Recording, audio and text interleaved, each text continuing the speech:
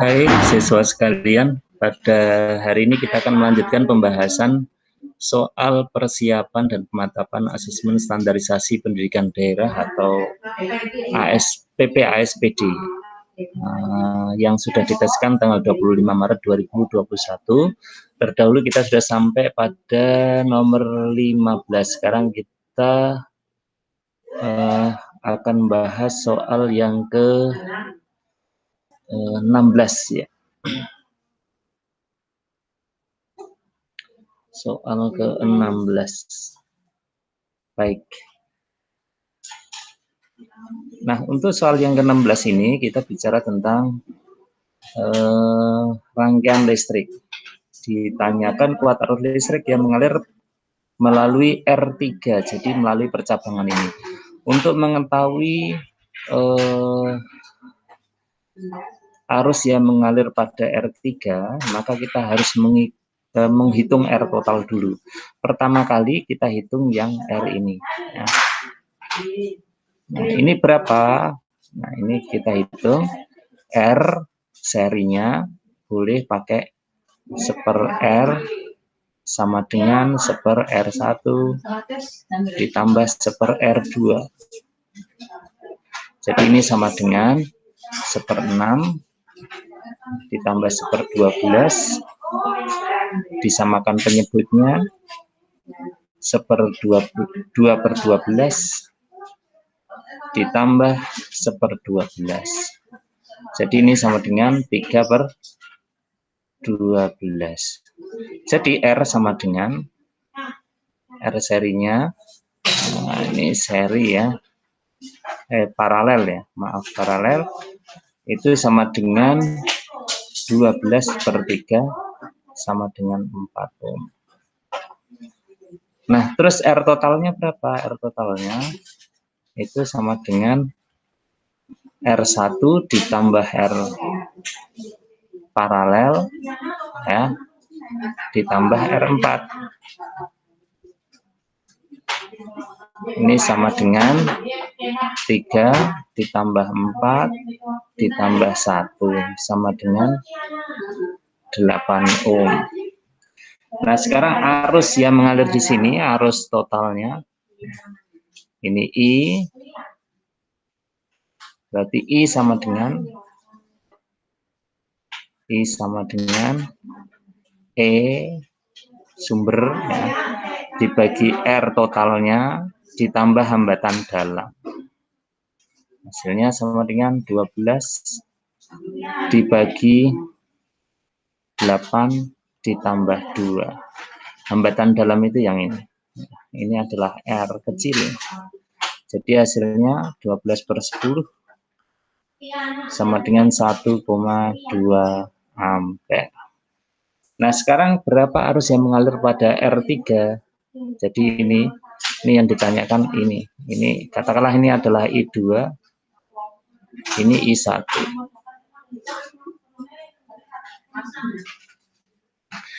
Caranya bagaimana? Caranya untuk mudahnya itu kita gunakan seperti ini. Ini yang paling besar berapa? Oh, 12. 12 dibagi 12, 1. Berarti ini jatahnya 1. Ini 12 bagi 6 berapa? 12 bagi 6 sama dengan 2. Oh, berarti sini jatahnya 2. Berarti I yang mengalir pada R3 itu sama dengan I2, itu sama dengan 1 dibagi 2 plus 1. 1 itu dari sini, ini jatahnya, dibagi jumlah jatah seluruhnya, dikalikan I. Berarti sama dengan 1/3 dikalikan 1,2. Ini sama dengan 0,4 ampere. Ya, jadi jawabannya adalah yang A. Jadi agak panjang, coba nanti diteliti agar memperoleh atau dapat hasil yang terbaik ya. Jawabannya adalah A, nomor 16. Berikutnya nomor 17. Untuk nomor 17 Ini dibaca dulu, setelah dibaca kemudian baru pada gambar ditunjukkan trafo A yang digunakan untuk menaikkan tegangan dari 20 kV menjadi 150 kV dan trafo B untuk mendistribusikan ke publik dari 20 kV menjadi 220 volt. Perbandingan jumlah lilitan primer dan sekunder trafo A dan B masing-masing adalah trafo A itu berapa, trafo B itu berapa. Nah, intinya perbandingan jumlah lilitan, misalnya lilitan primer dan sekunder, N primer dibandingkan N jumlah lilitan sekunder itu sama dengan tegangan primer dibandingkan dengan tegangan sekunder. Jadi di sini sama dengan untuk A, berarti yang untuk A, trafo A itu berapa VP-nya? Tegangan primernya 20 kV, berarti 20.000. Dibandingkan 150 kV, berarti 150.000. Ini sama dengan, ini hilang, ribuan ya, hilang. 20 ini bisa dihilangkan juga, berarti 2:15. Kemudian yang B, trafo B. NP per NS atau NP banding NS-nya sama dengan ini 20 kV menjadi 220. Berarti ini 20.000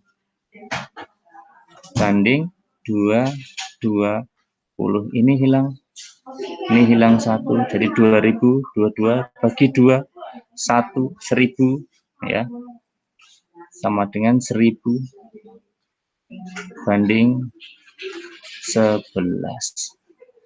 Jadi jawabannya trafo A 2:15 ini ya, atau ini. Kemudian yang B 1000:11. 1000:11. Jadi ini mestinya jawabannya adalah kalau ini salah ya, ini salah. Yang ini benar. Ini benar. Berarti ini harus benar di sini. Ada yang benar. Oh, ini benar. Ya. Ini salah. Ini salah. 22/2000 salah. Ini coba 10/75. Ini kita kalikan 5, 10 kita kalikan 5, ini 75. Jadi benar. Yang benar semua adalah ini. Nah, maka satu-satu ya. Jadi 2:15. Ini kita kalikan 5, 10. Ini kita kalikan 5, 75. Ini dikali 5 ya. Jadi ini sama, berarti jawabannya adalah C. Oke. Berikutnya sekarang yang nomor 19, nomor 18 ya. Nomor 18. Oke. Nomor 18. Perhatikan gambar berikut ini. Gambar nomor 1, 2, 3, dan 4 berusaha menunjukkan ciri makhluk hidup, yaitu yang nomor 1. Apa ini nomor 1? Ini menunjukkan, ini mengeluarkan sesuatu, berarti ini ekskresi. Jadi ini yang ini, betul ini. Ya. Ini betul, ini betul. Kemudian gambar 2. Gambar 2 apa gambar 2? Gambar 2. Ini ada, kalau ini karena ada titik-titik air. Kalau ini karena di sini daun, ada gelembungnya, kemudian daunnya lebar, ini menunjukkan adanya adaptasi. Oke. Ini iritabilitas. Ini ada tunasnya, berarti ini reproduksi. Oke. Jadi jawabannya adalah B. Baik, berikutnya yang nomor 19.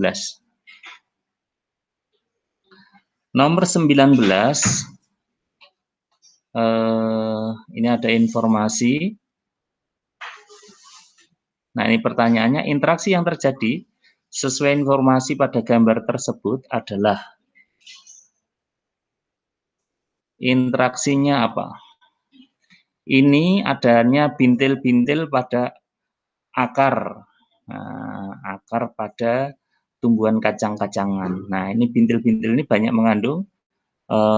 mengandung nitrogen. Nah, ini nanti akan dimanfaatkan ya oleh bakteri sehingga nanti terurai dan menjadi zat hara akhirnya yang nanti justru akan kembali menyuburkan tanaman itu. Nah, makanya ini interaksi yang terjadi dari sini ya pada tanaman kedelai terdapat bakteri Rhizobium. Ya, bakteri ini terhadap bintil akar pada tanaman ini interaksinya adalah saling menguntungkan, mutualisme ya.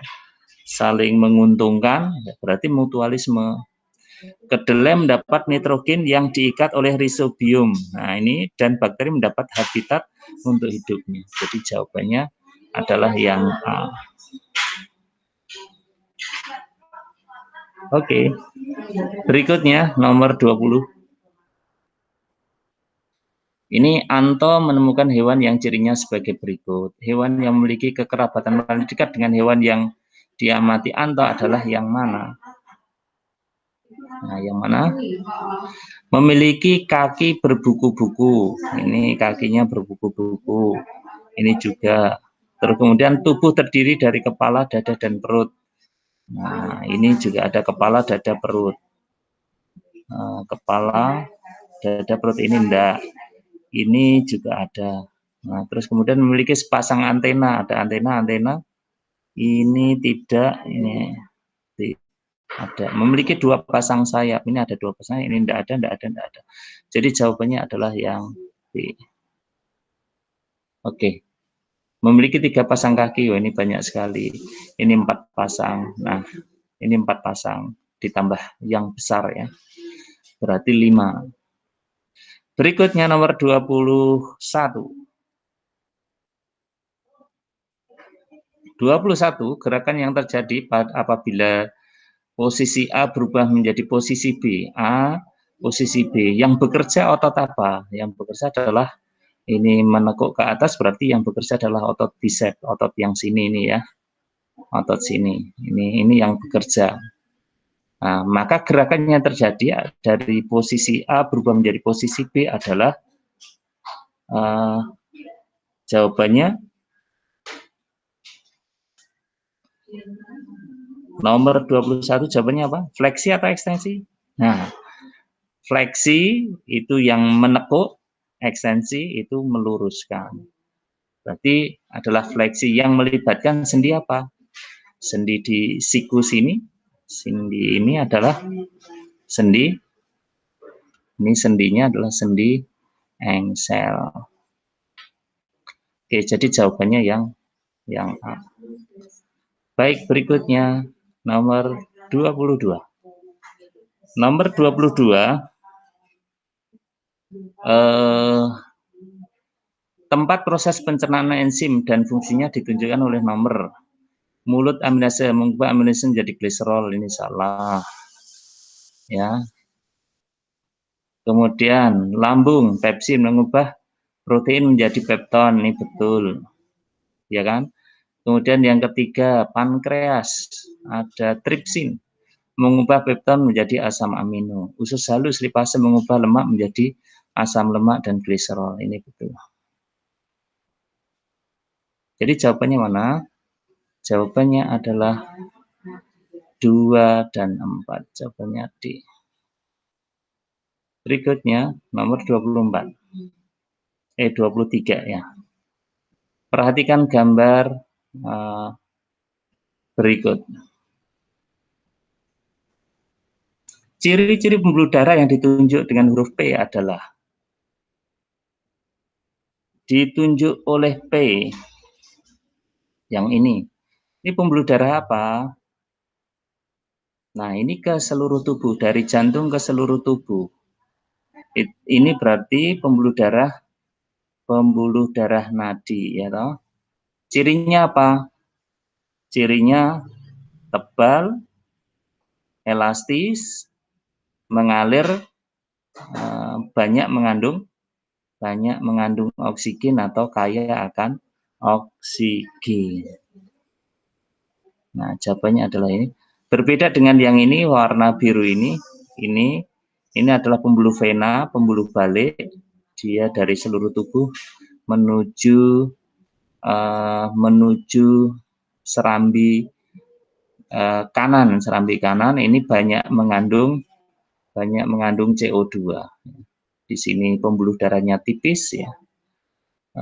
Ini yang terjadi di sini, kaya akan CO2. Oke, nah sebaliknya kalau pada paru-paru atau pembuluh darah yang menuju paru-paru, ini namanya pembuluh arteri pulmonalis, ya. Yang ini arteri pulmonalis. Ini justru keluar dari jantung tetapi banyak mengandung CO2 karena menuju paru-paru untuk ditukarkan dengan oksigen. Setelah menangkap oksigen itu masuk ke jantung, yaitu di serambi sebelah kiri. Dari serambi sebelah kiri masuk ke bilik kiri, terus dipompa ke seluruh tubuh. Ini banyak mengandung, sisi kiri, pokoknya yang kiri-kiri ini banyak mengandung oksigen. Kalau yang kanan-kanan ini banyak mengandung CO2. Oke, berikutnya nomor 24. Nah, ini juga ada bacaan, harus cermat. Untuk nomor 24. Berdasarkan berita tersebut, dapat disimpulkan bahwa yang paling potensial terjadinya sesak nafas akibat virus corona adalah, ya, yang mana? Berdasarkan bacaan. Coba dilihat di sini, dibaca. Oke.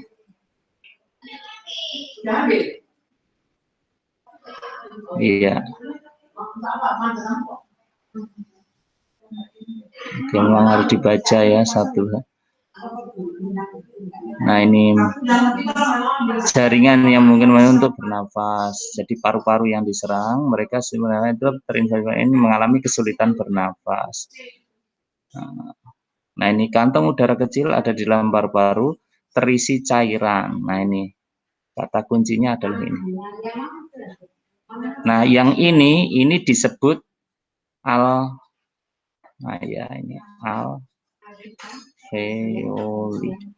Jadi alveoli itulah yang terisi cairan. Kalau banyak namanya alveolus. Jadi jawabannya adalah yang D. Itu yang menyebabkan seseorang yang terkena coronavirus, virus corona atau sakit COVID itu tidak mengalami kesulitan bernafas, sebagian orang, ya. Kemudian nomor 25. Proses ini gambar alat reproduksi wanita. Proses yang terjadi pada organ yang ditunjukkan dengan huruf Y adalah apa? DJ sini. Nah, yang ini namanya ovarium, ini menghasilkan sel telur. Kalau ini tuba Fallopi, inilah yang digunakan atau tempat di mana bertemunya sel telur dan sel sperma atau terjadinya pembuahan. Itu terjadi di Z. Nah, kemudian setelah terjadi pembuahan, berkembang di sini, kemudian menempel di dinding rahim, dan disinilah berkembangnya embrio, yaitu di rahim. Nah, kemudian setelah itu nanti dilahirkan keluar. Jadi jawabannya nomor 25 adalah B, bertemu dan meleburnya ovum dengan spermatozoa. Oke. Nah, kalau penebalan dinding untuk persiapan terjadinya implantasi, ya di sini, di dinding ini. Kalau terbentuknya hormon estrogen dan progesteron, ya di sini. Termasuk di sini terbentuknya sel telur. Kemudian dihasilkannya sel-sel kelamin betina, itu di sini. Oke, berikutnya nomor 26. Prediksi sampel urin yang mengalami diabetes mellitus adalah nomor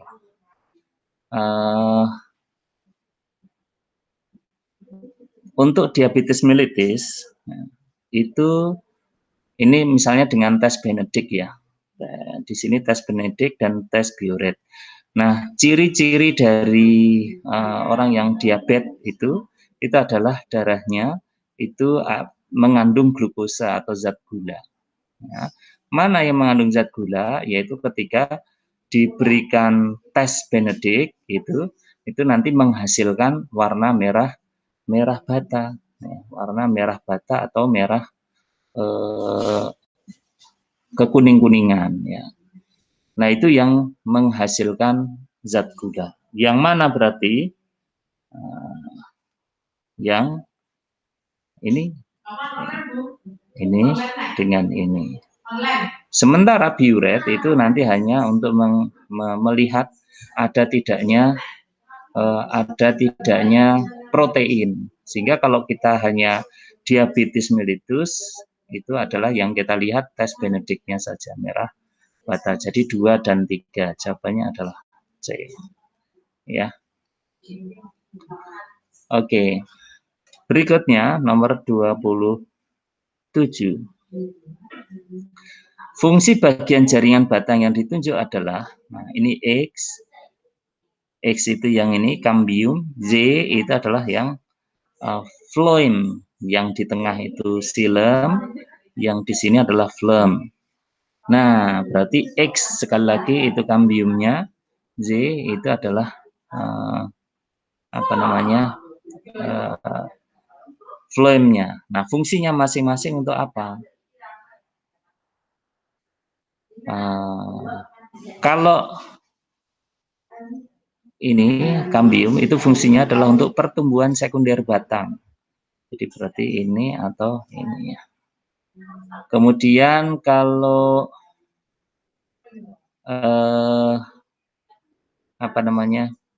yang Y, phloem itu adalah mengangkut hasil fotosintesis. Ini dan ini. Jadi jawabannya adalah yang D. Jadi yang ada benar kedua-duanya. Berikutnya nomor 28.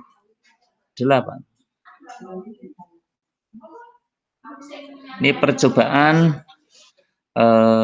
Ingenhousz ya, hidrilla, kemudian diberikan corong, kemudian menghasilkan gas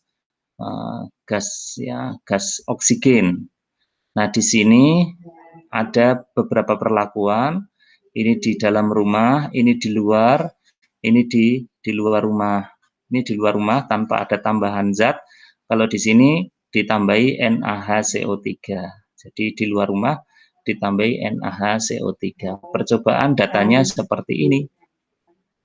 Nah, yang ditanyakan dari hasil ini, kesimpulan yang dapat disampaikan dari data ini itu seperti apa? Ternyata yang ketiga gelembung gas yang dihasilkan paling banyak. Berarti kesimpulannya adalah yang pertama, cahaya matahari jelas mempengaruhi ya, di sini mempengaruhi. Kemudian yang kedua, NaHCO3 itu juga mempengaruhi laju fotosintesis. Jadi cahaya matahari mempengaruhi laju fotosintesis, kemudian bertambahnya CO2 juga meningkatkan laju fotosintesis. Gas yang dihasilkan adalah O2. Jadi di sini berarti yang merupakan jawaban yang mana? Jawaban yang benar adalah yang bertambahnya CO2 karena pengaruh NaHCO3 ini menyebabkan bertambahnya, meningkatnya laju fotosintesis. Baik, berikutnya nomor 29. Ini untuk nomor 29 ini Yang ditanyakan untuk menghasilkan keturunan yang bersifat unggul dengan persentase besar harus menghilangkan F1 dengan tanaman jagung yang bergenotip mana. Nah, ternyata di sini yang disebut unggul menghasilkan jagung bertongkol besar, berbulir kuning. Tongkol besar ini yang sifat yang nampak itu kalau B-nya besar. Nah, genotipnya menggunakan B besar. Nah, sementara kalau B kecil itu sifatnya tidak unggul. Maka agar memperoleh keturunan yang unggul, maka yang digunakan adalah yang huruf besar semua. Termasuk sini yang unggul untuk B kecil, K besar ini, sifat kuning ini, bulir kuning ini yang unggul adalah yang kuning, maka dicari yang K-nya besar. Berarti B besar, K besar. Tanpa melakukan perhitungan atau persilangan, sebenarnya kita bisa langsung menyampaikan untuk memperoleh yang unggul, maka kita harus mencari yang lebih banyak B besarnya dan K besarnya. Oke. Berikutnya, nomor terakhir, nomor 30, ini tentang fermentasi pada yogurt ya, bacaannya. Kesimpulan yang diperoleh dari teks di atas adalah, nah ini memang harus membaca, harus dibaca ya, dibaca satu persatu gitu, kemudian dicari yang benar yang mana. Nah ini biasanya menggunakan campuran Lactobacillus vulgaris dan Thermophilus ya, pada pembuatan yogurt air susu dipasteurisasi pada suhu 73 derajat selama 15 detik. Dan seterusnya, ini sampai suhu menggumpal dan asam laktat dihasilkan. Jadi menghasilkan asam laktat. Bakteri mengubah laktosa tanpa memerlukan oksigen, berarti ini adalah termasuk proses anaerob. Nah, ini tanpa memerlukan oksigen, ini anaerob. Oke. Kemudian diubah menjadi yang bersifat mengubah kasein protein susu, dihasilkan krim yogurt tebal dengan rasa sedikit asam. Yogurt sebaiknya disimpan pada suhu dan seterusnya ini ya. Nah, jadi jawabannya yang mana? Jawabannya adalah menggumbalkan ini menggunakan kasein pada suhu sekian. Ini tidak tepat. Thermophilus mengubah laktosa menjadi asam laktat secara anaerob. Nah, jadi jawabannya adalah yang C. Ini tidak memerlukan oksigen ya, ini salah. Ini salah ya. Ini lakunya mengubah laktosa menjadi asam laktat dengan fermentasi, selama ini juga salah. Oke. Jadi jawabannya adalah C ya, jawabannya adalah C.